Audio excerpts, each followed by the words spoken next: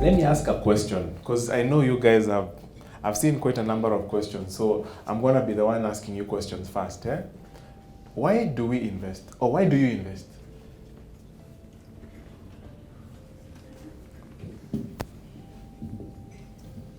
I think we invest to secure our future. Secure your future? Okay. Secure. Okay. How does a secured future look like? A secured future looks like when I retire, I have a home that I have built. Yes. Yes. And a secure future also means that my kids will go to good schools, they'll get good education. Yes. A secure future also means that maybe my parents or my spouse and my kids are covered health-wise. Yes. Yes, that is what a secure future looks like for me. Okay. Yeah. So are we saying that there are people who are working here in Platinum, they already have a secure future? They have all those things? I am not sure, but myself, I am not there yet. Okay. Yes. Let's find out from Liz. I suspect Liz has all those things. Let's just find out. What would Liz say? I'm trying to hide from the question. I think for me, when I hear about a secure future, is that I want my happy life and I want to be able to finance my happy life. To finance your happy life? Yes, like the beach. Like the beach? Yes. Now we are talking. Can someone picture themselves at the beach? So nobody really wants to be sitting here. That's what you guys are saying. As in, all of you look so happy. Kumbe, it's just fake happiness. Oh, you're trying to survive. You're here to secure the future, right? So we must thrive. Okay. You know, when I say I'm in the business of making people wealthy, in 2 words, I normally summarize, it's financial redemption. And I will talk about financial redemption a bit. If you don't find a way, please say it with me. If you don't find a way, tell your neighbor, if you don't find a way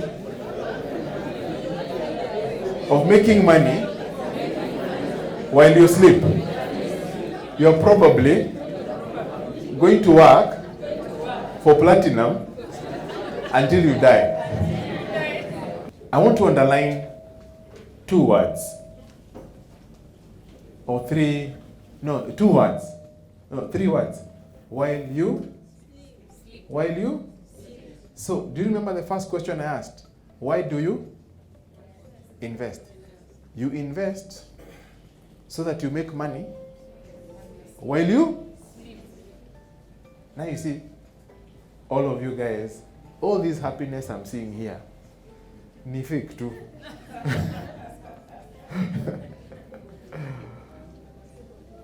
Yeah? Okay, let me give you a short story, then we can talk about a lot more about investment. Who has been to Kitale here? Kitale is far. You know, when you ask someone from Central Province to go to Kitale, he can't even sleep. You know, Kitale is far. It's like 580 kilometers from Nairobi, one way. Is it? No, 380 kilometers one way. And then coming back, it's 7 hours. And again, 7 hours coming back. In total, 14 hours. So last year, I was going for a funeral. One of my uncles who was living in Kitale. Woke up at 4:30 a.m. My wife, her sister, we left 4:30 a.m. in the morning. We want to be in Kitale, you know, so that we're in time for the burial. And, you know, we just took on the road. It was pitch dark. We're driving. It's a narrow road. There's a lot of overtaking. There's a lot of speed traps. There's a lot of decision making on the road. As in, for a driver, you can't even afford to shut one eye, you know, so you need to make sure you've slept very well. So we got to this, I think it's, is it Gilgil weighing bridge, eh? And there were 2 trucks in front of me, and they were moving slowly. And I peeped on my right hand side, and I saw the road was clear. And I slid with my car on the right hand lane, and I sped forward. I overtook the first truck, and as I was overtaking the second truck, right in the middle of the road, there was a barrier. You know, a barrier just emerged, and now there was no way back to the left-hand side, my rightful lane. I looked ahead, and there was a huge truck coming fast, and it knew I was on the wrong side of the road. What does it start doing? Flashing. It started flashing me. I am coming at you. You better do something about this. Number 1, I continued driving even faster and hope that the barrier ends and I come back to my rightful lane.